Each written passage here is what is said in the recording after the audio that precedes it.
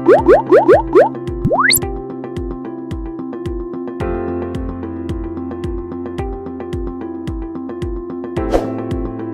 digital UMKM Indonesia dengan tema Teknik Copywriting yang Menjual bersama narasumber Ki Jenderal Nasution, founder of Changcorang Hejo Group.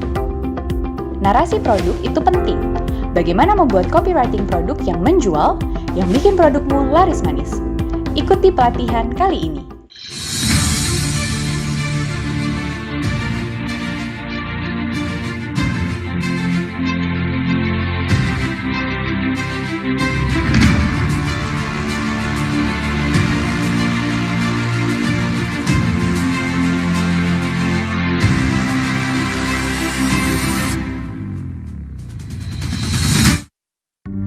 Kementerian Koperasi dan UKM mencatat adanya kenaikan penjualan melalui platform e-commerce. Peningkatan signifikan terjadi sejak awal pandemi. Dibandingkan Januari 2020, penjualan naik 320% pada Maret dan 480% sepanjang April. Dari sekitar 64 juta UMKM di Indonesia, sayangnya baru 13% yang hadir dalam platform digital.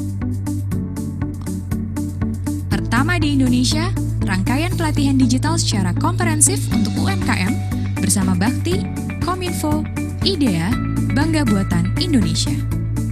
60 tema pelatihan.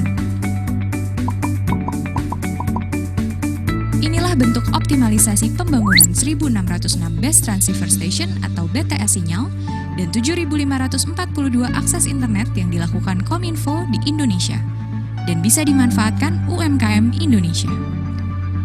Pelatihan ini menjangkau UMKM di seluruh Indonesia, terlebih daerah tertinggal, terdepan, terluar, serta daerah pariwisata super prioritas.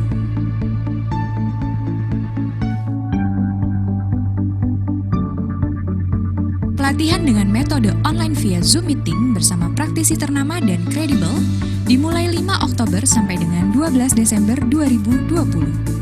Pelatihan secara gratis dan akan mendapatkan pergantian pulsa untuk peserta pelatihan. Kunjungi www.umkmdigital.kelasbakti.id untuk mengetahui seluruh tema, jadwal, dan narasumber pelatihan. Ayo, gabung sekarang. Diselenggarakan oleh Bakti, Kominfo, IDEA, Bangga Buatan Indonesia. Kominfo, Bakti, dan IDEA dengan bangga mempersembahkan pelatihan digital UMKM Indonesia.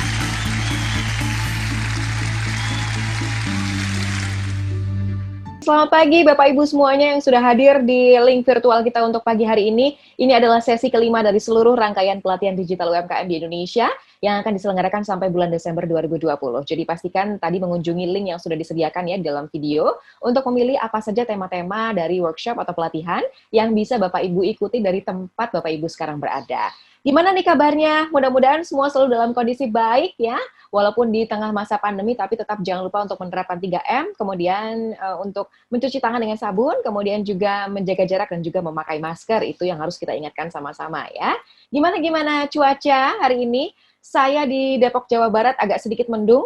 Tadi saya sudah sempat melihat Bapak Ibu yang sudah absen saling menyapa di kolom chat. Ada yang dari Flores, kemudian juga dari Riau, ada yang dari Depok juga. Halo, selamat pagi. Kemudian juga ada yang dari Majene, dari ND, Balikpapan. Kemudian juga ada yang dari Semarang. Oh, ada yang dari Lombok Timur dan juga Manado. Selamat pagi Bapak Ibu, terima kasih sudah meluangkan waktu dan bisa bergabung bersama dengan kita hari ini. Kita akan belajar sama-sama tentang teknik copywriting yang menjual seperti apa. Copywriting ini adalah yang dimaksud merupakan menulis teks ya untuk tujuan pemasaran atau periklanan. Biasanya dipakai untuk mengiklankan produknya Bapak Ibu semua.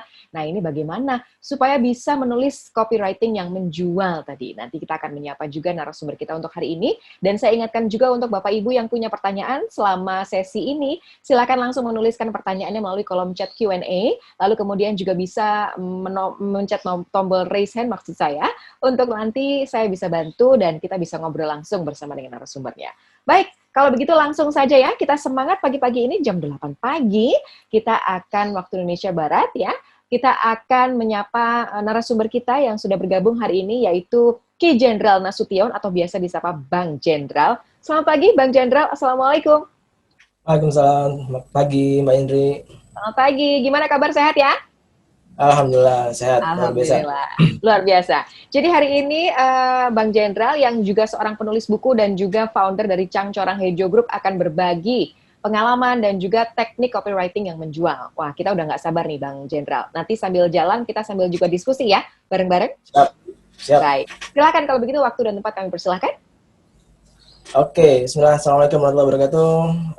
Terima kasih kawan-kawan dari Seantero Nusantara yang sudah hadir di pertemuan kita ini.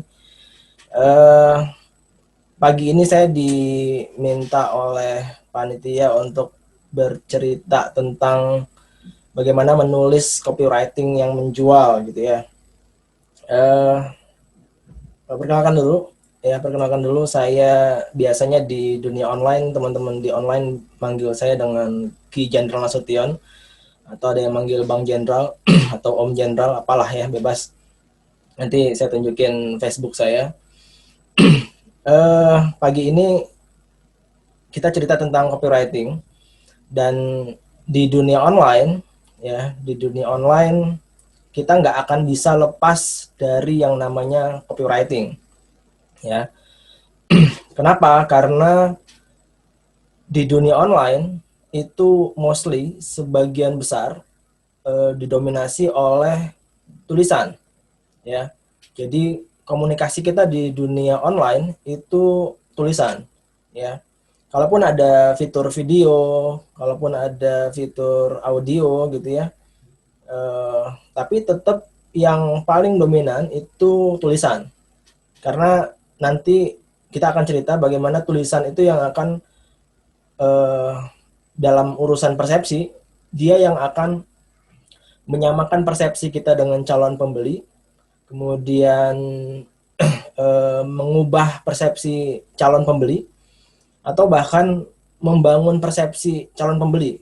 Ya, kalau teman-teman nanti punya produk dan produk ini belum pernah ada di muka bumi gitu ya. Ini produk terbaru, ini produk yang belum pernah ada di muka bumi, ya. Ini satu-satunya di dunia. Nah, kalau ada produk yang semacam itu, maka teman-teman harus membangun persepsi orang, ya, dengan copywriting yang baik, supaya orang punya orang merasa butuh dengan produk yang baru ini, ya. Karena kalau produk baru ini nggak bisa dikomunikasikan dengan baik, orang nggak tahu seberapa pentingnya dia punya produk itu, ya udah, mau sebagus apapun produknya itu nggak akan laku, ya, saya jamin, ya. Makanya penting bagi kita untuk bisa menyampaikan seberapa penting produk kita ke orang gitu ya, ke calon pembeli kita, ke audiens kita. Ya, kalau di dunia online itu bahasanya audience gitu. Audience ini yang akan selanjutnya jadi calon pembeli kita, ya. Nah, ketika dia jadi pembeli, maka dia jadi calon pelanggan dan seterusnya gitu. Tapi dimulai dari audience, dimulai dari seberapa baik orang menerima pesan dengan tulisan kita, gitu ya. Karena kalau teman-teman jualan di online, apalagi yang jualan di sosial media, ya. Karena saya fokusnya di sosial media, saya praktisi di sosial media. Jadi teman-teman alumni saya, ya, teman-teman reseller, teman-teman agen distributor dan sebagainya, itu pun sebagian besar fokus di online, ya. Kalaupun ada yang jualan di marketplace, ya sedikit lah. Jadi kita penting untuk memahami seperti apa copywriting, ya. Kemudian kenapa penting punya copywriting yang baik, ya. Kemudian nanti kita cerita bagaimana cara membuat copywriting yang baik gitu. Karena yang saya amati ada banyak orang yang sepertinya belum paham apa itu copywriting, tapi ya ikut-ikutan aja gitu ya, karena rame orang bicara copywriting, lalu ya dia pengen belajar sebetulnya, cuma belum total gitu ya. Nah, mudah-mudahan teman-teman yang hadir di sini nanti bisa memahaminya secara komprehensif gitu ya, seperti apa copywriting yang baik itu. Oke, next slide-nya. Oke. Nah, ini definisi dari copywriting, ya. Sebelum kita panjang lebar bicara tentang copywriting, menurut saya kita penting untuk memahami definisinya dulu. Karena dari definisi ini kita akan berangkat, ya. Kalau definisinya nggak jelas, ya, kalau definisinya nggak clear, maka nanti di teknisnya kita akan kerepotan, ya. Kita pahami dulu definisinya. Ini definisi dari Wikipedia, ya. Copywriting is the act or occupation of writing text for the purpose of advertising or other forms of marketing. Ya, jadi katanya copywriting itu adalah sebuah tindakan, aksi atau pekerjaan dari menulis teks, ya, menulis teks untuk tujuan iklan atau bentuk lain dari pemasaran gitu ya. Nah, produknya, hasilnya itu namanya copy, called copy or sales copy.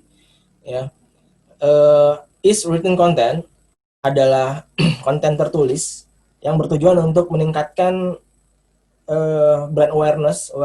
Brand awareness itu seberapa sadar orang dengan brand kita yang kita jual, ya, dan seterusnya ya. Nanti silakan dibaca sendiri.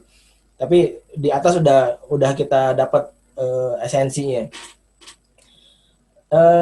Jadi copywriting itu adalah aktivitas, ya, yang namanya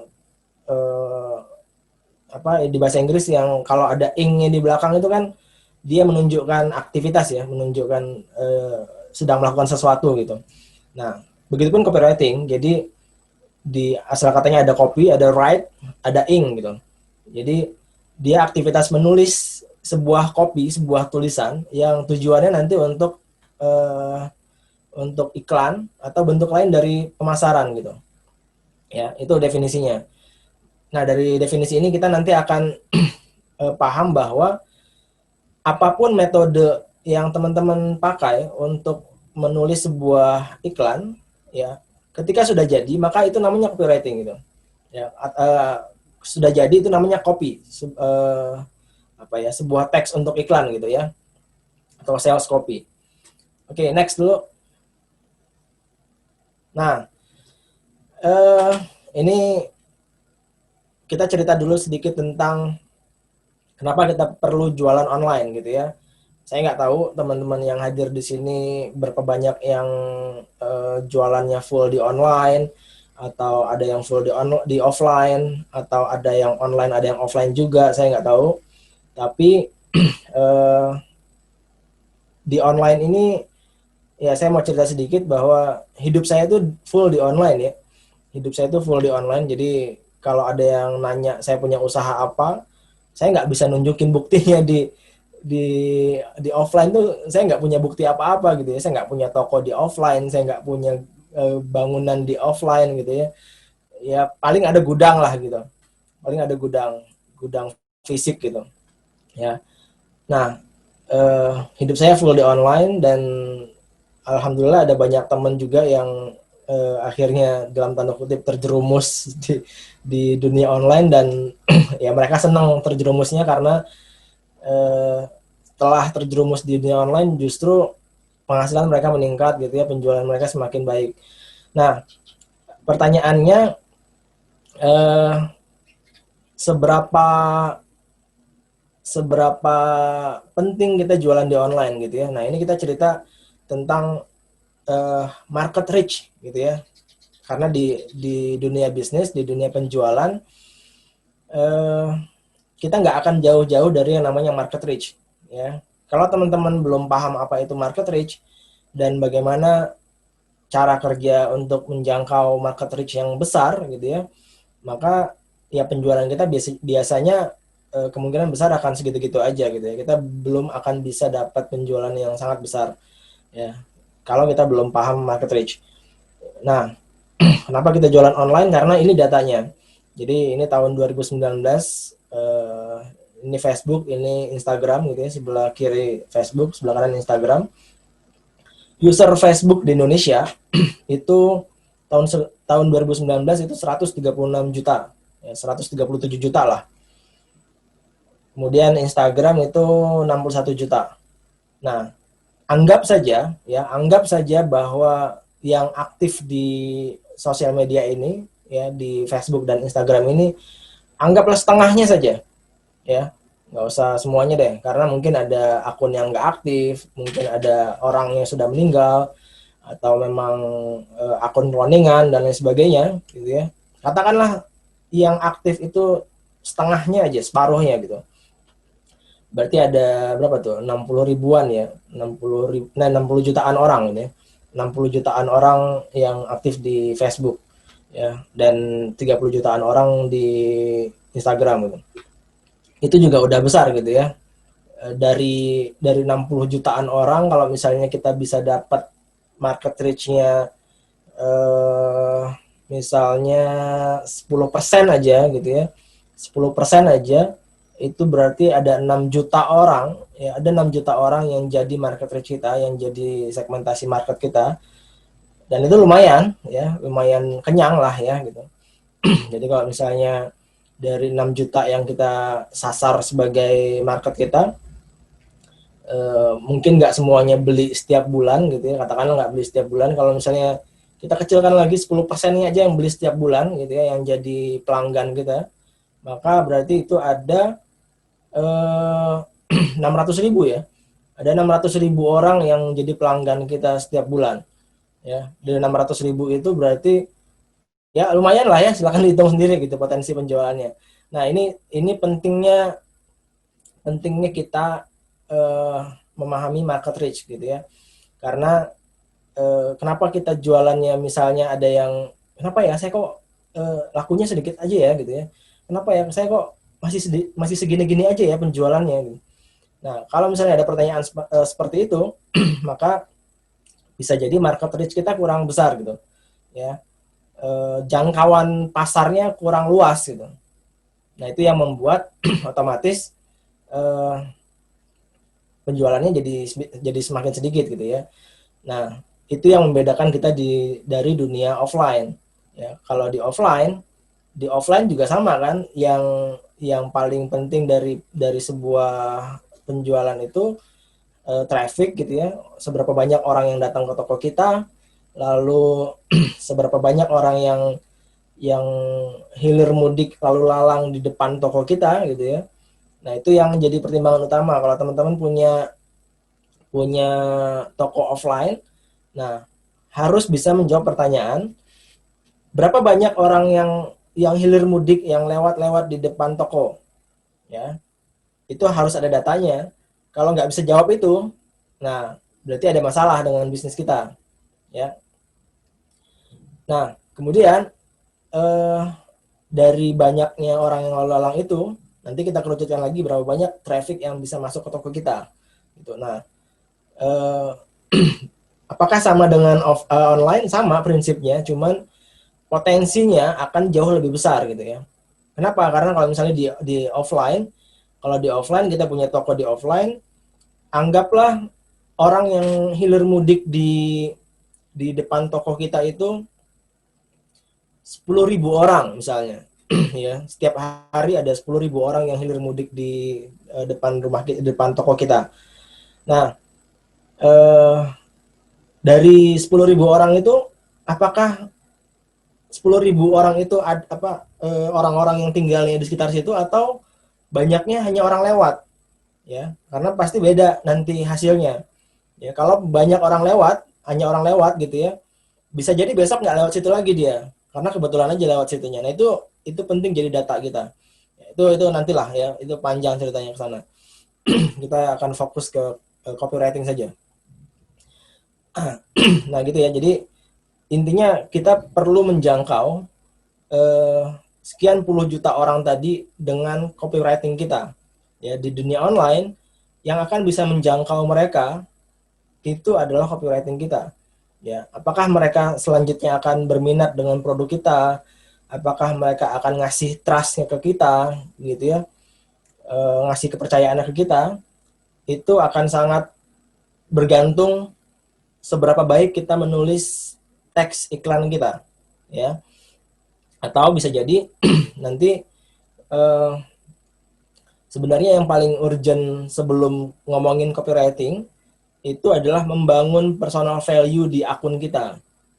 Ya, sebelum ngomongin iklan, karena kalau teman-teman nanti jualan di sosial media, kalau sosial medianya itu akunnya itu isinya semuanya iklan, ya, isinya semuanya iklan, setiap hari ngiklan, ya, satu harian bisa 5 kali, 10 kali ngiklan, saya cukup bisa menjamin bahwa nggak akan ada yang beli. Ya, ya itu faktanya kayak gitu ya. Jadi kalau ada teman-teman yang curhat sama saya di Facebook gitu ya, bang kenapa ya saya jualannya kok segini-gini aja, nggak laku-laku gitu, ya nggak banyak lakunya paling cuma segini gitu. Ya kemudian saya cek gitu kan akunnya, dan ya wajar gitu, saya bilang ya wajar lah gitu ya lakunya cuma segitu. Facebook kamu isinya iklan semua gitu, ya Facebooknya isinya iklan semua.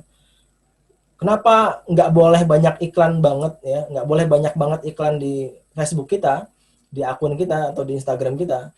Jawabannya karena sosial media itu pada dasarnya bukan tempat untuk jualan. Ya, sosial media itu pada dasarnya bukan tempat untuk jualan. Ya, yang namanya tempat untuk jualan itu adalah tempat yang orang datang ke situ untuk belanja. Baru tepat itu dipakai untuk jualan. Ya.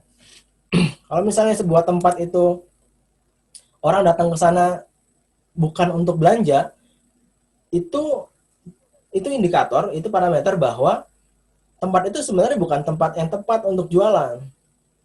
Ya. Nah, coba aja tanya gitu ya. Tanya ke orang yang datang ke Facebook, Instagram, kamu bikin akun di Facebook, bikin akun di Instagram untuk apa sih?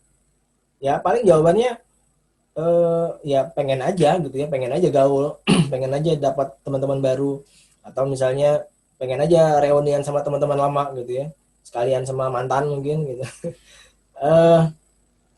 Jadi orang datang ke sosial media itu bukan untuk belanja, ya. Orang datang ke sosial media itu bukan untuk belanja. Jadi kalau kita jualan di situ, itu salah tempat, dan itu bisa annoying bagi sebagian orang gitu. Annoying itu menyebalkan, menjengkelkan gitu. Ya. Ada orang yang akunnya itu isinya iklan semuanya, itu akan menjengkelkan, itu akan menyebalkan bagi orang yang nerima itu. Ya, boro-boro dia mau beli, yang ada kita di unfriend, di unfollow gitu ya, atau di block sekalian gitu. Itu kalau teman-teman jualan di sosial media dengan organik gitu ya. Organik itu artinya tanpa berbayar. Ya, karena saya termasuk mazhab gratisan gitu ya, mazhab yang organik ya. Saya jarang ngajarin teman-teman di sosial media atau di online itu untuk iklan berbayar. Tapi kalau mau iklan berbayar ya silakan, nanti saya arahkan juga ke teman-teman saya yang lain yang lebih paham. Nah, jadi kalau mau main di organik, mindsetnya harus seperti itu dulu gitu ya. Pahami bahwa sosial media itu bukan tempat yang tepat untuk jualan ya, karena pertama tadi alasannya itu ya, orang datang ke sana bukan untuk belanja. Kedua di sosial media ya, kita sebagai penjual, kita nggak bisa ngasih jaminan keamanan bagi calon pembeli kita ya. Bawa minum air putih dulu. Ya, ini bawanya teh tadi malah. Jadi kita sebagai penjual itu nggak bisa ngasih jaminan keamanan bagi calon pembeli kita. Ya, kalau misalnya mereka belanja di marketplace gitu ya, kalau misalnya mereka belanja di marketplace, mereka punya jaminan keamanan. Ya, mereka punya jaminan keamanan. Mereka kalau misalnya barangnya nggak dikirim, ya, uang mereka nggak akan diteruskan ke penjual, ya, itu akan ditahan sama si marketplace-nya. Lalu kalau misalnya laporan dari si pembelinya barangnya belum dikirim gitu ya, atau barangnya nggak sesuai dengan yang di order, ya, maka kemungkinan besar si uang itu akan balik ke pembeli, ya, uang itu bisa balik ke pembeli, uang itu nggak akan diteruskan ke si penjual. Nah, Di sosial media nggak ada itu kan, ya. Sosial media nggak ada itu. Orang nggak punya kenyamanan, perasaan, ya. Dia pasti akan bertanya-tanya di pikirannya, ini kalau saya transfer, ya, kalau saya transfer, barangnya dikirim nggak ya?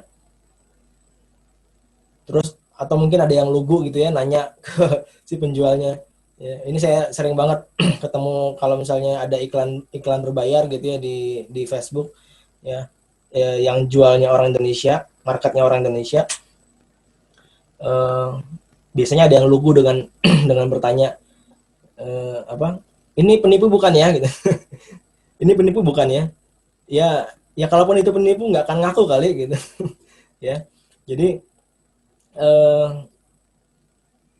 sebegitu pentingnya trust, ya, kepercayaan di sosial media, karena ya orang modalnya cuman itu, jaminan keamanannya cuman trust itu. Ya, kalau misalnya si penjual nggak bisa ngasih trustnya ke calon pembeli, ya sudah, wassalam gitu ya. Jadi semakin kecil, ya, jadi semakin kecil lagi peluang penjualannya, peluang closingnya, ya. Nah gitu, itu mindset yang perlu ada ketika kita jualan di sosial media, gitu ya. Tapi kalau jualan di marketplace ya udah hajar-hajar aja lah gitu ya. Yang penting kalau di sana kita punya rating bagus gitu ya, harga cakep gitu ya, udah laris tuh, gitu, ya. Nah, tinggal soalnya urusannya nanti di sana gimana caranya bikin ratingnya bagus gitu. Oke. Nah, next. Oke, nah, jadi karena kita ngomongin copywriting, ya, karena kita ngomongin teks untuk jualan, ya, kita pasti juga akan ngomongin iklan, ya, advertising. Kita akan ngomongin iklan. Jadi ketika kita jualan di sosial media, saya bilang tadi bahwa iklan itu nomor 2, nomor 3 gitu ya. Yang paling urgent itu sebelum ngomongin iklan, kita bangun personal value kita. Ini kalau kita ngomongin organik ya. Organik itu artinya kita ya kayak tanaman organik lah, nggak dikasih pupuk, nggak dikasih bahan kimia macam-macam gitu ya. Semuanya serba alami gitu ya. Nah, di sosial media juga ada jualan yang organik yang kita nggak macam-macam gitu ya. Kita murni mengoptimalkan akun kita itu saja, ya. Dan itu bisa, ya. Dan nggak main-main potensinya. Ya, saya punya banyak alumni yang meskipun mereka jualannya hanya di sosial media organik, omsetnya nggak main-main ya. Omsetnya bisa di atas 500 juta, bahkan di atas 1 miliar, ya. Padahal murni hanya jualan di sosial media, ya. Tapi jelas itu nanti ceritanya jualannya nggak sendiri, ya. Dia pasti harus punya tim penjualan. Tapi meskipun ada tim penjualan, yang namanya teknik beriklan juga wajib dipahami gitu ya. Karena ya memang dari situ berangkatnya, ya. Sekali lagi, sebelum ngomongin iklan, ya, pastikan akun kita, ya, akun personal kita itu dirawat dengan baik gitu ya. Pastikan kita memunculkan value diri kita gitu ya. Value itu sesuatu yang dianggap penting oleh orang lain dari akun kita. Ya, kira-kira akun kita itu dianggap penting nggak sih sama orang lain? Kalau dianggap pentingnya karena apa sih gitu ya. Kalau misalnya ada akun gosip di sosial media dan itu rame followernya, rame yang datang ke sana gitu ya. Ya value-nya itu karena gosipnya itu, ya. Akun itu penting karena ada gosipnya itu. Bagi orang yang seneng gosip, ya gosip itu dianggap penting gitu. Makanya akun gosip bisa rame gitu, ya. Nah, di akun kita kita mau apa yang dimunculkan, apa yang dianggap penting sama orang lain tentang kita, ya. Misalnya kita jago berkebun gitu ya, jago bercocok tanam, kita senang bercocok tanam, ya, kita punya sedikit keahlian bercocok tanam, ya. Ini mumpung lagi masa pandemi, orang lagi senangnya di rumah aja, kemudian seneng banget juga bercocok tanam gitu ya, karena tukang bunga tuh rame ya, hari gini tuh tukang bunga tuh rame. Karena banyak orang yang belanja untuk berkebun di rumahnya ya, termasuk istri saya gitu ya. Itu rumah udah banyak banget tanaman baru gitu, ntar lagi jadi hutan kayaknya. Nah, eh, yang punya skill bercocok tanam ya, itu bisa memunculkan value bercocok tanamnya itu ya. Cerita tentang bagaimana membuat tanaman yang benar gitu ya, bagaimana cara menanam yang benar, bagaimana cara mencampur tanah, kemudian memasukkan pupuk dan lain sebagainya lah ya, semua tentang bercocok tanam. Nah, itu jadi value bisa gitu ya.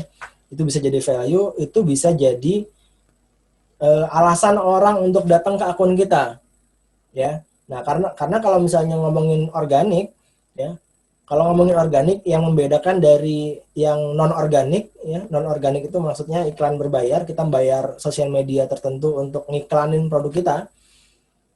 Bedanya adalah kalau yang berbayar ya, kalau yang nggak organik itu kan kita yang mengejar calon pembeli, kita yang mengejar audiens ya.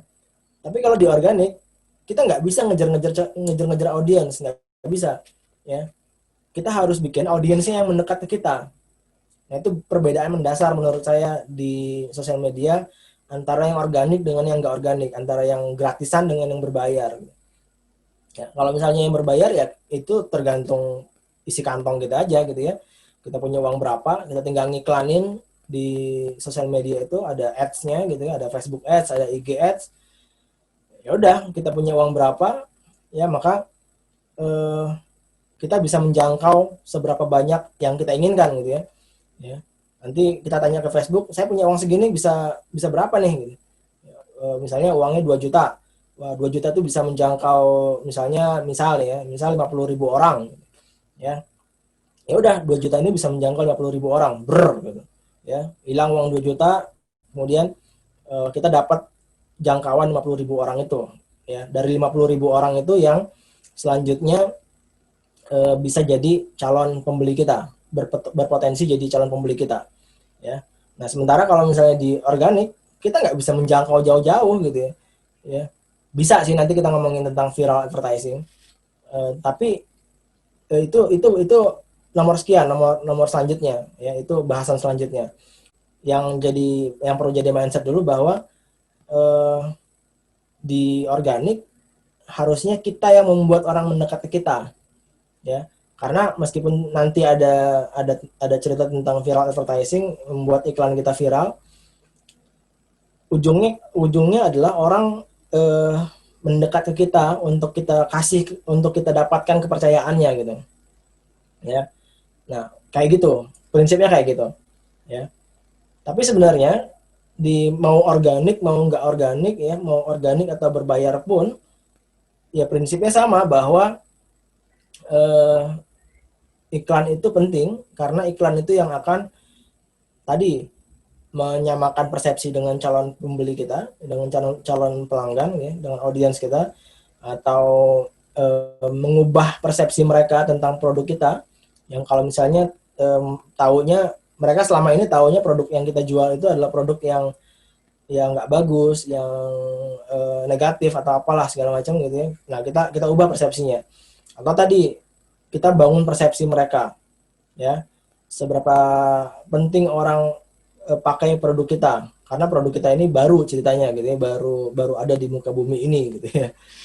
Nah, sama prinsipnya di yang organik atau yang nggak organik, sama prinsipnya ya. Tujuannya adalah meyakinkan calon pembeli ya, seberapa penting, seberapa perlu mereka membeli produk kita gitu ya. Begitu prinsipnya. Nah, kemudian advertising, kita akan cerita tentang media ya, tentang branding, tentang teknik ya. Media kita udah cerita sekilas tentang sosial media ya, karena saya jualannya di sosial media, karena saya fokusnya di sosial media. Teman-teman saya juga mostly itu jualannya di sosial media, entah itu gratisan atau yang berbayar. Ada yang jualan di marketplace tapi nggak banyak, ya, karena ya saya termasuk yang ini aja mengkampanyekan jualan di sosial media gitu ya, supaya kita bisa bermain dengan value, ya, kita bisa lebih nyaman. Karena kalau misalnya di marketplace, salah satu kekurangannya adalah kalau misalnya kita bukan produsen, ya, kita bukan tangan pertama, kita misalnya cuma reseller biasa atau dropshipper gitu ya, agak perlu berpikir keras gitu ya, untuk membuat orang mau order ke kita gitu ya. Karena kalau misalnya dia tangan pertama, dia produsen, ya gampang lah gitu ya, orang pasti langsung oke lah ini aja lah gitu. Tapi kalau dia cuma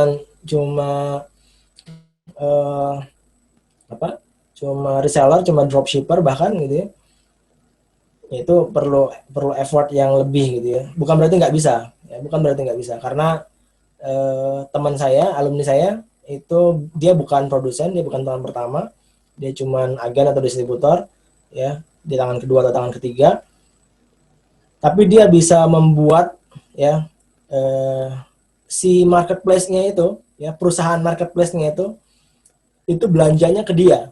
Jadi dia bikin akun di marketplace itu ya, tapi si marketplace itu, orang kantor marketplace-nya itu belanja barang itu ke dia. Dia bisa bikin sampai seperti itu gitu ya. Ya artinya itu tergantung skillnya ya. Kalau kelebihannya kalau di marketplace ya, kita nggak perlu value-valuean gitu ya, kita nggak perlu repot-repot bangun trust orang gitu ya. Yang penting kita ngasih harga bagus gitu ya, kita ngasih deskripsi. Deskripsi juga ngomongin tentang teknik nulis sih sebenarnya gitu ya. Karena yang saya perhatiin kalau di marketplace itu, kalau orang cuma copy ya, kita pasti sering lah ya ngamati, ini tulisannya sama dengan yang toko itu nih, ini nggak tahu siapa yang copy paste gitu ya, ini nggak tahu siapa yang kopas nih, yang sana atau yang sini yang kopas gitu, tapi yang jelas sama gitu. Nah, tapi yang jelas isi dari deskripsi produknya itu juga akan sangat berpengaruh ke seberapa yakin orang untuk beli di toko itu gitu ya. Oke, itu yang jelas kelebihan dan kekurangan masing-masing media itu ada gitu ya. Ya, mau di marketplace, mau di sosial media, ya masing-masing punya kelebihan dan kekurangan gitu. Cuma kalau saya memang fokusnya di sosial media. Oke, nah advertising juga ngomongin branding ya, ngomongin branding, entah itu personal branding kita atau ngomongin produk branding kita gitu ya, atau corporate branding kita. Kalau misalnya kita punya usaha yang sudah settle gitu ya, sudah bisa berjalan lancar atau bahkan sudah punya badan hukumnya gitu ya. Nah, itu bisa dipakai untuk brandingnya. Nah, balik lagi ke cara nulisnya nanti. Dan yang selanjutnya, dari yang tekniknya yang jadi ujung tombaknya adalah teknik menulis iklannya ya. Teknik menulis iklannya. Oke, next. Nah, ada sebuah teknik yang saya bikin ya, yang saya inisiasi dari tahun 2015 ya. Dari tahun 2015 saya bikin sebuah metode, sebuah teknik sebenarnya teknik jualan, bukan hanya teknik menulis iklan. Namanya convert selling ya. Mungkin sebagian teman-teman ada yang sudah pernah dengar atau bahkan sudah pernah belajar di kelasnya. Namanya convert selling ya. Teman-teman itu nyebutnya karena convert selling itu punya makna yang beda dengan cara lain gitu ya. Kita nyebutnya the magic art of advertising gitu ya. Seni gaib dalam beriklan gitu ya. Seni magic dalam beriklan. Kenapa disebut magic? Kenapa disebut gaib? Karena kita berusaha menyesuaikan diri dengan aturan main di sosial media, karena kita jualan di sosial media dan kita tadi sepakat bahwa sosial media bukan tempat yang tepat untuk jualan ya, karena nggak ada orang yang datang ke sosial media untuk belanja Beda dengan di marketplace ya. Kalau di marketplace orang datang ke sana memang untuk belanja. Jadi itu memang tempat untuk jualan. Oke. Nah, di sosial media orang datang bukan untuk belanja. Jadi kita sebenarnya nggak cocok untuk jualan di situ. Tapi karena ini crowd, karena ini kerumunan orang, ya, karena ada banyak banget orang di sosial media ini, tadi kita udah lihat ada 130 jutaan gitu ya, atau setengahnya 60 jutaan. Karena ini crowd, ada banyak orang di sini, ini sayang kalau nggak dipakai untuk jualan gitu, ya, sayang kalau nggak dipakai untuk jualan. Sama kayak ini hari Jumat nih, ya, di Masjid Agung atau Masjid Raya atau masjid-masjid besar gitu ya, itu pasti banyak orang dagang, ya. Apakah masjid tempat untuk dagang? Enggak dong gitu ya.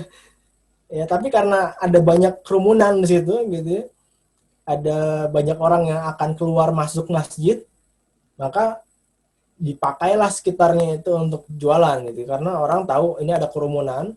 Yang namanya kerumunan ya mungkin aja ada orang yang butuh dengan produk yang kita jual gitu ya. Nah, prinsipnya sama tuh, jualan di sosial media juga sama ya. Nah, jadi convert selling ini kita pakai untuk menyesuaikan diri dengan kebutuhan di sosial media. Karena kita jual di sosial media, kita pengen bangun trust orang dulu, ya, kita bikin orang nyaman dulu dengan iklan kita. Karena kalau misalnya iklannya itu blak-blakan, iklannya itu brutal gitu ya, bikin orang nggak nyaman, ya udah semakin kecil potensi penjualan kita. Jadi keyword yang ada di sosial media, ya, iklan yang jadi keyword iklan yang perlu ada di sosial media itu adalah nyaman. Pastikan orang nyaman dengan iklan kita, ya. Itu yang jadi keyword awal gitu ya. Itu kata kunci pertama ketika kita jualan di sosial media. Keyword yang harus ada adalah nyaman. Ya, pastikan orang nyaman dengan iklan kita. Pastikan orang nyaman dengan akun kita. Ya. Kalau udah nggak nyaman, udah mereka mudah aja skip kita atau unfollow kita atau unfriend kita atau apalah ya, atau bahkan blok kita gitu. Wah, ini nyebelin nih akun nih gitu ya, udahlah blok aja lah gitu. Udah selesai. Kita kehilangan potensi untuk jualan ke dia. Ya kalau cuma satu sih nggak apa-apa, tapi kalau ada 1.000 orang, 5.000 orang yang hilang gitu ya lumayan gitu. Ya, sayang banget. Oke, next. Nah ini saya 2016 bikin buku ini. Ya, ini karena desakan dari teman-teman alumni yang udah belajar convert selling, mereka mendesak, "Bang, ayo cepat bikin bukunya," gitu. Ya. Akhirnya muncullah buku ini setelah 36 angkatan tahun 2016 itu, 30 sekian angkatan muncul buku ini. Ini bukunya judulnya Mantra Convert Selling. Di bawah judul itu tulisan kecil itu, sebuah buku penjualan paling jelek sealam semesta. Ya, kenapa saya bilang sebuah buku penjualan paling jelek sealam semesta? Karena yang ngaku-ngaku paling bagus itu udah banyak gitu ya. Jadi nggak apa-apa, saya ngaku yang paling jelek aja gitu ya.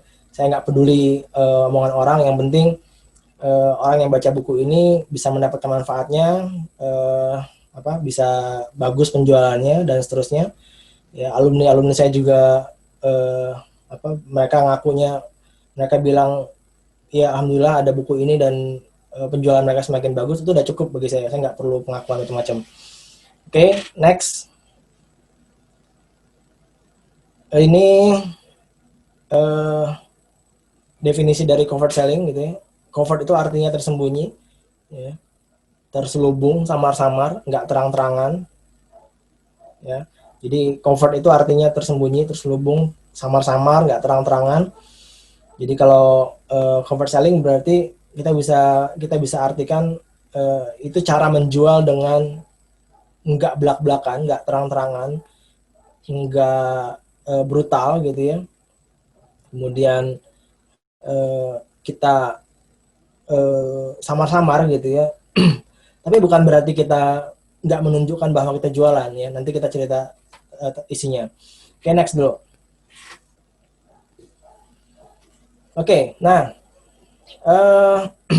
prinsip dari covert selling tadi, ya, prinsip dari covert selling itu adalah bagaimana kita bisa menjual dengan 3 konsep dasar. Jadi 3 konsep dasar dari covert selling itu adalah, pertama, jangan ada kalimat penawaran, ya. Kedua, jangan ada kalimat ajakan, dan yang ketiga, jangan ada kalimat perintah untuk membeli produk kita. Jadi nggak usah nawarin produk kita, ya, nggak usah nawarin produk kita, nggak usah ngajak orang untuk beli produk kita atau gabung di tim kita, nggak usah nyuruh-nyuruh orang untuk beli produk kita, ya, nggak usah. Loh, gimana sih? Orang jualan kok nggak nawarin, orang jualan kok nggak ngajak orang beli, orang jualan kok nggak nyuruh orang beli, gimana ceritanya gitu? Itu pasti ada yang protes gitu, ya. Karena memang nggak perlu, ya. Karena memang nggak perlu. Teman-teman pernah pasti ya, ada temannya, ya, ada teman kita yang cerita bahwa kita ngobrol nih gitu, kamu dari mana? Gitu. Itu dari sana, gitu. Ngapain? Aku itu baru makan bakso gitu. Itu asli enak banget baksonya, aku baru pertama makan bakso enak kayak gitu, kata si teman kita itu. Emang di mana baksonya?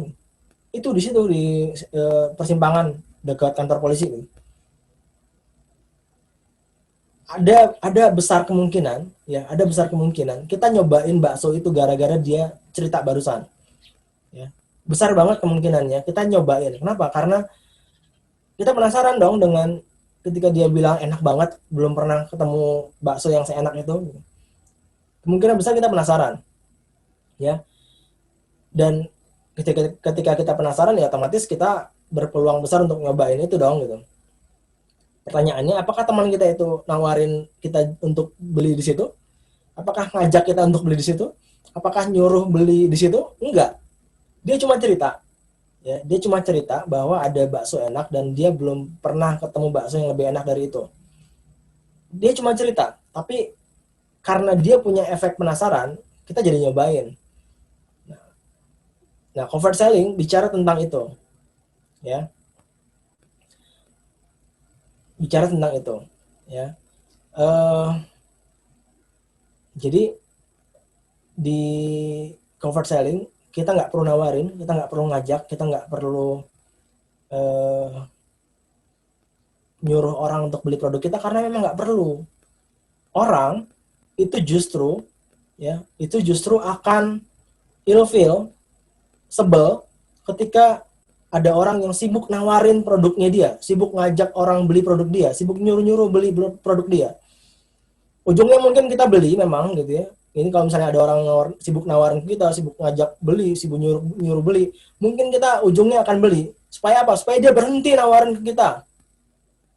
Pernah nggak gitu? Pernah nggak teman-teman beli sebuah produk dari seseorang, tujuannya supaya dia berhenti nawarin kita? Pernah ya? Kalau saya sih sering kayak gitu ya. Udah beli aja biar dia berhenti gitu ya. Tapi kan bukan itu yang kita inginkan ketika jualan gitu. Kita pengen orang yang beli produk kita tuh seneng, ya, orang yang beli produk kita itu ketagihan, mau beli lagi, ya, beli lagi dan beli lagi gitu ya, repeat ordernya jalan terus. Tapi kalau misalnya dia beli karena kesal sama kita dan supaya kita nggak nawarin lagi ke dia, ya nggak mungkin bisa repeat order gitu ya. Karena itu pembelian pertama dan terakhir kita gitu. Kecuali kita besoknya gitu lagi gitu ya. Sibuk lagi nawarin ke dia gitu. Ya. Tapi ya itu pasti akan bikin jelek lah gitu ya. Gitu. Karena pada dasarnya teman-teman, orang itu nggak senang dengan iklan. Ya, orang itu nggak senang dengan iklan. Ya di TV aja di TV itu ada iklan, apakah kita mau nonton iklannya? Enggak, ganti dong channelnya gitu ya. Ganti channelnya. Enggak pakai lama gitu ya. Mana remote gitu. Langsung ganti, ceklek gitu. Enggak ada yang mau nonton iklan, kecuali remote-nya entah kemana gitu, enggak bisa diganti. Ya udahlah, apa boleh buat gitu ya, tonton aja iklannya. Gitu.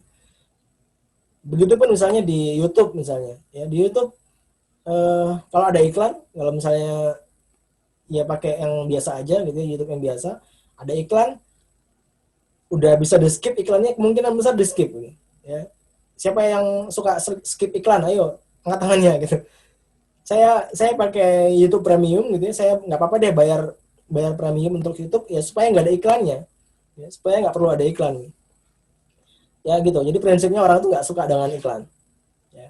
Makanya kita perlu pikirkan cara supaya ketika kita yang iklan, ya, supaya ketika kita yang iklan itu orang nyaman dengan iklan kita. Dan yang paling penting satu ini, yang paling penting ini adalah bagaimana caranya kita bisa membuat orang baca iklan kita dari awal sampai akhir. Dan itu yang paling sulit untuk kita yang mau iklan. Ya. Paling sulit untuk kita yang mau iklan. Ya, jadi yang paling berat itu bukan rindu, saya bilang ke teman-teman. Yang paling berat itu adalah membuat orang baca iklan kita dari huruf pertama sampai titik terakhir. Nah, itu yang paling berat itu. Karena sebagian besar iklan itu akan di-skip orang. Ya, ada iklan, oh iklan, skip. Ada iklan, skip. Jarang orang mau baca sampai habis. Ya. Kalau udah kedetek itu iklan, kemungkinan besar akan di-skip. Ya. Nah, itu PR kita. Oke, next. Oke, ini namanya six step selling effect. Jadi ini saya ambil dari teorinya Levitz dan Steiners, ya. Saya ubah sedikit namanya jadi six step selling effect, tapi aslinya namanya hierarchy of effects model. Jadi prinsipnya orang itu kalau mau beli sesuatu, ya, si pembeli kita itu kalau mau beli sesuatu itu nggak tiba-tiba, ya. Dia memutuskan untuk beli itu nggak tiba-tiba. Ada step-stepnya, ada fase-fasenya, sampai akhirnya dia memutuskan untuk membeli. Ya. Semurah apapun produknya, step-step ini kemungkinan besar akan terjalankan, akan terlalui. Misal, kita mau beli produk yang yang paling murah, misalnya gorengan, nah ya. Kita mau beli gorengan. Gorengan berapa harganya? 1.000 misalnya, ya. Ya itu kita anggap murah lah ya. 1.000 itu kita anggap murah. Kita mau beli produk yang harganya Rp1.000 pun, kemungkinan besar kita akan melalui fase-fase ini, step-step ini, ya. Yang sebelah kanan yang abu itu kita sebut dengan fase, yang kuning kita sebut dengan step, ya, langkah-langkah. Jadi meskipun kita hanya beli gorengan, ya, kita kemungkinan besar akan melewati step-step ini. Ya, di awal kita akan masuk ke fase think. Ya, di awal kita akan masuk ke fase think. Di fase think itu ada 2 step, ada awareness dan ada knowledge.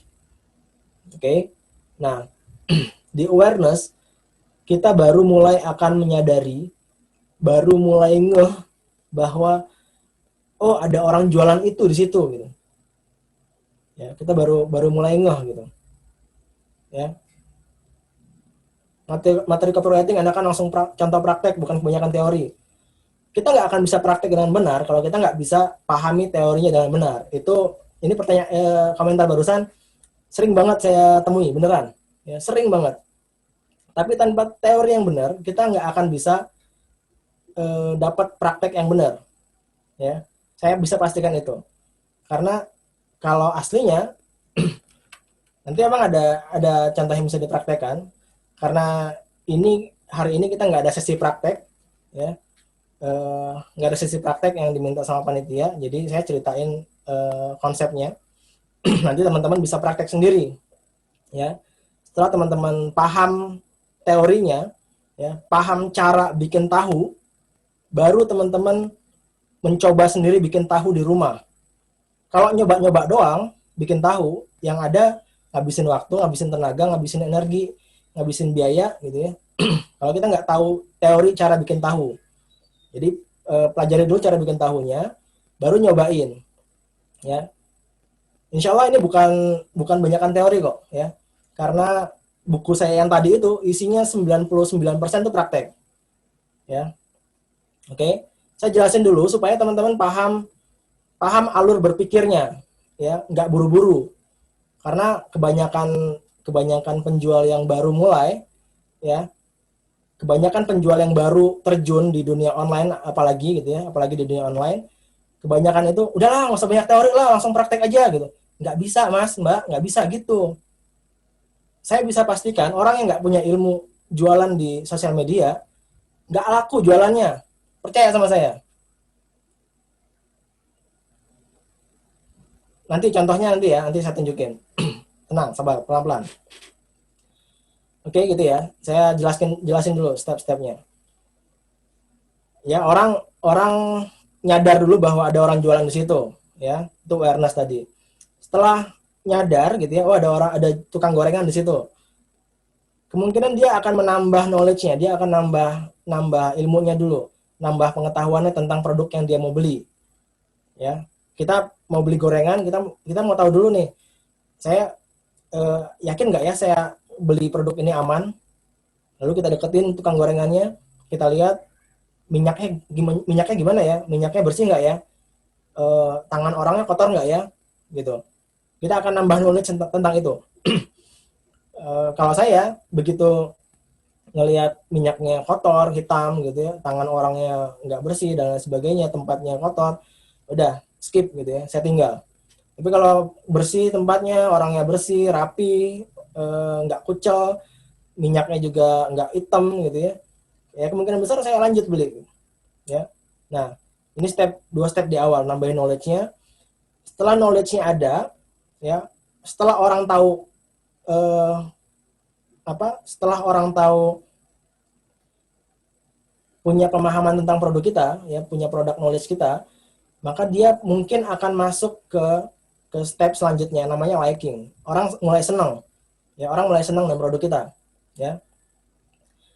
Jadi ketika orang mulai dapat iklan kita di Facebook kita misalnya, ya, orang nyadar nih, si Mbak itu jualan itu ternyata gitu. Terus kita iklan lagi gitu ya, oh ternyata produknya tentang itu, oh ternyata produknya terbuat dari itu, wah bagus nih kayaknya. Nah dia mulai liking tuh, dia mulai suka tuh, wah bagus nih kayaknya. Nah semakin kita tambah knowledge-nya, ya, semakin kita tambah lagi pemahaman orang tentang produk kita, baru bertambah lagi ininya, likingnya, bertambah lagi likingnya, dia semakin suka, dia semakin naksir, ya, dia semakin naksir. Oke, semakin dia ditambah knowledge-nya, semakin naksir, maka besar kemungkinan dia akan semakin yakin untuk beli produk kita. Dia masuk ke step selanjutnya, masuk ke conviction, yaitu ada di fase do, sampai akhirnya dia membeli produk kita, ya. Nanti di conviction, kemungkinan kalau teman-teman yang sudah biasa jualan online, ya, mungkin ada yang dia udah minta nomor rekening gitu ya, dia udah bilang oke, saya mau transfer sebentar lagi gitu. Tapi ditungguin nggak transfer juga gitu, ya. Atau misalnya dia udah minta nomor rekening, terus dia bilang gini, oke Mbak, saya bentar ya, saya tanya suami dulu ya gitu. Ya, mungkin pernah dapat kayak gitu. Nah, kemungkinan dia ada di fase, dia ada di step conviction. Ya, kemungkinan dia sudah yakin dengan produk kita, dia udah yakin mau beli produk kita, tapi ya ada satu ini lagi lah ya, satu penghalang lagi gitu. Ya. Kira-kira seperti itu. Nah, ini pemahaman dasarnya supaya teman-teman nanti nggak terburu-buru ketika jualan, ya. Kemudian nggak ngomel-ngomel ketika ada orang yang udah nanya-nanya, nggak beli-beli gitu, ya, karena ini yang terlalui sama si pembeli, ya, atau mungkin nanti kita udah capek jelasin gitu ya, udah panjang lebar jelasin produk kita gitu ya, dia belinya di orang, ya, pernah gitu kan, kita udah berbusa-busa jelasin produk kita, ya, dia belinya di orang, ya. Jangan sampai kita ngomel-ngomel gara-gara itu, karena kita nggak paham ini. Karena bisa jadi, saya yakin teman-teman juga pernah ya jualan, ada orang datang, nggak banyak nanya, tiba-tiba langsung minta, Mbak minta nomor rekeningnya. Ya, saya yakin pernah seperti itu. Ya. Lalu kita kasih nomor rekeningnya, dia beli gitu kan. Apakah dia nggak melalui step-step ini? Ya, apakah dia nggak melalui step-step ini? Oh, nggak jelas. Dia pasti melalui step-step ini. Tapi di orang lain, ya, dia nggak jelasin apa nggak dapat penjelasan dari kita. Dia dapat penjelasan dari orang lain, tapi belinya sama kita. Ya sama. Kalau misalnya ada orang yang dapat penjelasan dari kita, belinya di orang lain, ya udah. Itu ya memang kayak gitulah jual beli gitu ya. Memang kayak gitu yang namanya rezeki itu ya gitu. Ya. Ya kalau misalnya jelasinnya sama orang lain, belinya sama kita itu rezeki kita berarti gitu ya. Kalau kita yang jelasin udah panjang lebar, udah berbusa-busa, belinya sama orang lain, ya udah itu rezeki orang itu. Oke, next. Oke, ini 7 prinsip rahasia covered selling. Ini pertama, curiosity is a king, bagaimana kita bisa membangun rasa penasaran orang gitu ya. Next, langsung. Nah, oke, ini yang tadi sibuk minta praktek gitu ya. Ini contoh iklannya gitu ya. Contoh iklan pertama adalah gitu ya, sepatu keren, murah meriah, cuma 300.000 aja. Ayo segera dibeli sebelum kehabisan. Oke, itu contoh A. Atau contoh B. Biasanya jalan sedikit udah pegel, tapi jalan sejam lebih kaki nggak terasa pegel sama sekali. Padahal sepatu ini jauh lebih murah dari merek terkenal. Oke. Kira-kira mana yang lebih memunculkan rasa penasaran? Ya. Kalau saya, kemungkinan besar yang lebih memunculkan rasa penasaran itu yang B. Kenapa? Karena yang A ya udah gitu aja gitu ya. Tapi yang berpeluang untuk membangun interaksi, ya karena nanti kita akan butuh banyak interaksi ketika jualan di sosial media, ya. Interaksi itu keyword selanjutnya dari jualan di sosial media, ya. Kalau kita nggak bisa membangun interaksi yang baik, kita nggak bisa bikin orang berinteraksi sama kita, udah panjang ceritanya gitu ya, agak kecil kemungkinannya kita bisa survive di dunia online.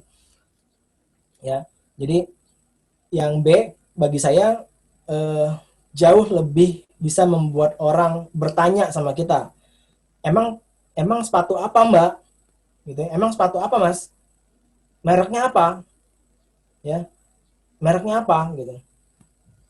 Ya kan, gitu. Tapi kita nggak ada nyuruh orang beli, kita nggak ada nyuruh orang, nggak ada ngajak orang beli, nggak ada nawar-nawarin produk kita. Kita cuma cerita aja, ya. Ceritanya supaya orang terbangun rasa penasarannya, supaya orang tergerak untuk nanya ke kita, ya. Karena bikin orang nanya ke kita itu jadi satu PR khusus di jualan online gitu, ya. Oke, next. Nah, yang paling penting juga nanti di jualan online adalah prinsip ini. It's not what you said, it's how you said it. Jadi ini bukan tentang apa yang kita katakan, tapi tentang bagaimana kita katakan. Ya, bagaimana kita mengatakannya. Ada 2 iklan yang sama esensinya, ya. Tapi yang satu disampaikan dengan cara seperti ini, yang satu disampaikan dengan cara seperti ini, caranya beda. Maka hasilnya kemungkinan besar akan beda, ya. Oke, next. Oke, nah ini. Ya. Esensi dari kedua iklan ini kan sama, ya. Ini kaos yang murah gitu ya, ada diskon besar, ya. Stoknya terbatas gitu. Tapi ada 2 cara menulisnya gitu ya. Ada 2 cara untuk menyampaikannya, ya. Saya yakin teman-teman sering ketemu cara menulis yang A itu ya. Kaos MRH, meriah, kaos X, dan seterusnya gitu ya. Capek bacanya juga. Ya. Mana yang lebih nyaman? Saya yakin teman-teman akan jawab lebih nyaman yang B, kecuali teman-teman adalah penganut mazhab yang A gitu ya, yang biasa nulis seperti itu ya. Atau mungkin kalaupun teman-teman biasa nulis dengan singkatan-singkatan, saya yakin teman-teman akan lebih nyaman ketika baca tulisan yang tanpa singkatan. Ya. Atau saya yakin kita lebih nyaman dengan tulisan yang tanda bacanya itu standar aja, ya. Tanda bacanya standar aja, sesuai kebutuhan aja, ya. Kapan harus koma, kapan harus titik, kapan harus tanda seru, kapan harus tanda tanya, itu yang biasa aja, ya. Cukup satu aja gitu ya. Tanda baca itu cukup satu aja, ya. Nggak usah banyak-banyak, karena kebutuhannya cuma satu, gitu ya. Nah, kenapa penting memperhatikan cara kita menulis? Karena tadi prinsip awalnya kita butuh membuat persepsi orang berubah, ya, tentang produk kita. Dan yang namanya persepsi itu dimulai dari cara kita berkomunikasi, ya. Cara berkomunikasi kita benar, maka persepsi yang terbentuk dari orang itu akan sama dengan kita. Ya, kalau cara komunikasi kita salah, persepsinya juga mungkin nggak sama gitu ya. Oke, next. Oke, nah yang selanjutnya ini namanya viral advertising. Ini tentang bagaimana membuat iklan kita bisa viral gitu ya. Oke, next aja. Next. Oke, nah ini contoh iklan yang viral. Ini akun saya. Ini akun Facebook saya. Di Facebook nama saya Syamsuryadi Rasyad. Nanti boleh lihat di Facebook, ya, Syamsuryadi Rasyad. Tapi ini bukan nama asli saya kok, tenang aja. Ini nama mertua saya. Ya, ini postingan saya tahun 2000 berapa ya? 2000 berapa tuh? Nah, kelihatan dari sini. Ya itulah ya.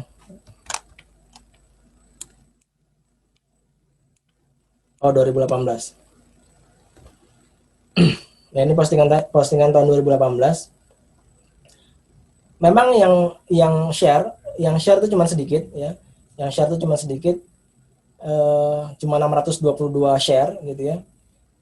Tapi oke, boleh di ini lagi di zoom out lagi. Oke. 622 share ya. Tapi sebenarnya meskipun cuma 622 share, saya bisa dapat share yang lebih banyak lagi karena orang ternyata ngambil foto ini lalu dibagikan ke grup-grup WA gitu. Ya. Saya tahunya ini nyebar di WA karena ini nyampe ke grup di Lampung sana gitu ya. Yang saya nggak ada di grup itu gitu. Ya, ada saudara yang laporan gitu ya bahwa gambar ini menyebar ke grup-grup WA gitu ya. Jadi spanduk ini saya bikin malam, ya. Saya suruh tukang spanduk pasangnya malam. Lupa saya jam berapa, tengah malam kalau nggak salah. Paginya 6:30 saya foto, ya. Lagi macet-macet kayak gitu saya foto, ya. Ini lokasinya di depan Terminal Cahem, Bandung. Karena rumah saya dekat-dekat situ. Saya foto, kemudian setelah saya foto, saya ambil filenya, ya udah saya amankan filenya, saya suruh tukang spanduknya nurunin lagi. Ya langsung turunin aja mas, langsung turunin, ya udah, ya. Jadi nggak sampai ngotorin ini jembatan layang gitu ya, nggak perlu merepotkan satpol pp gitu. Jadi saya cabut lagi gitu ya, karena yang paling penting bukan ini nempel di situ, tapi gambarnya yang saya perlu. Gambar ini harus menyebar, saya bilang gitu. Dan ternyata benar gitu ya, ada 622 share ya. Dan itu menyebar ke grup-grup WA. Nah, pertanyaannya adalah kenapa orang mau nyebarin iklan ini? Kan sebenarnya iklan buku saya gitu ya. Buku saya yang judulnya The Science of Wealth ya. Kenapa orang mau ngiklanin ini? Ya, jawabannya adalah karena iklan ini emosional. Ya, karena postingan ini emosional. Ya. Hanya yang nggak punya utang yang boleh posting foto jalan-jalan. Ya. Bagi orang yang uangnya diutangin sama orang lain dan orang yang ngutang itu nggak bayar-bayar gitu, padahal dia sibuk jalan-jalan dan sibuk posting foto dia jalan-jalan, itu nyebelin banget gitu ya. Dan orang punya kepentingan untuk nyadarin orang itu gitu ya. Jadi ini emosional gitu ya. Ini penting bagi orang yang diutangin gitu ya. Dan seterusnya. Ini contoh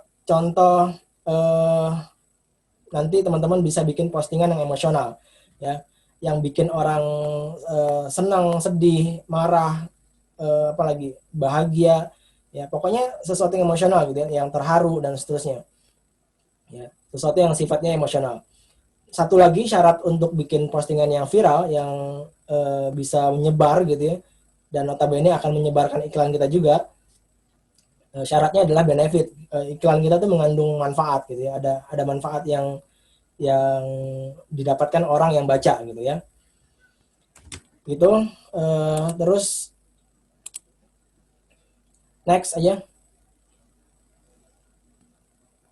Oke, ini juga iklan saya. Iklan ini lebih viral lagi dari yang tadi. Ada 15.000 share.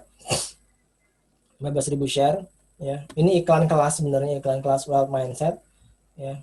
Tapi sebenarnya bukan itu yang paling urgent, karena yang paling urgent adalah saya pengen begitu postingan ini menyebar, postingan ini viral, orang jadi datang ke akun saya, orang jadi lihat akun saya, orang jadi follow akun saya, dan ketika orang melakukan itu, setiap iklan saya akan terlihat sama dia, ya, karena nanti di Facebook kita kenal yang namanya HRank gitu ya, ada algoritma Facebook yang membuat nggak semua orang bisa melihat postingan kita, nggak semua teman kita bisa melihat postingan kita, ada yang namanya HRank itu. Nah, kita perlu ngakalin supaya HRank kita banyak. Nah, ini penting, ini teori lagi ya, ini teori lagi sekali lagi. Ada teori yang namanya HRank, ada algoritma Facebook namanya, ini teori ya, dan tanpa teori yang benar kita nggak mungkin bisa praktek dengan benar gitu ya. Next. Oke, gitu kawan-kawan. Sekian dulu cerita tentang bagaimana cara membuat iklan, ya, cara membuat copywriting yang menjual. Ya, mudah-mudahan kayak gitu bisa menjual gitu ya, karena saya sudah buktikan, ya. Teman-teman saya yang saya ajarin juga sudah membuktikan. Jadi ini bukan teori, bukan sekedar bukan sekedar jual ludah gitu. Karena ya ini kita sudah buktikan bahwa cara ini efektif ya. Karena ada cara yang kita udah coba juga dan nggak efektif gitu ya. Jadi kita pilih cara yang efektif dong gitu. Gitu. Tadi ada yang bilang story selling ya. Story selling yaitu istilah yang baru ada. Story selling itu asal katanya storytelling. Ya, storytelling itu cara kita atau cara seseorang untuk menceritakan sesuatu gitu ya, dan cara kita menceritakan sesuatu. Nanti begitu dipakai untuk penjualan itu namanya jadi storytelling for selling. Ya, oke, silakan Mbak Indri. Storytelling for selling adalah sebuah istilah yang baru, tapi akan jadi kebiasaan baru buat kita untuk mengadaptasi hal-hal yang baru juga ya ke Bank Jenderal untuk di era new normal ini.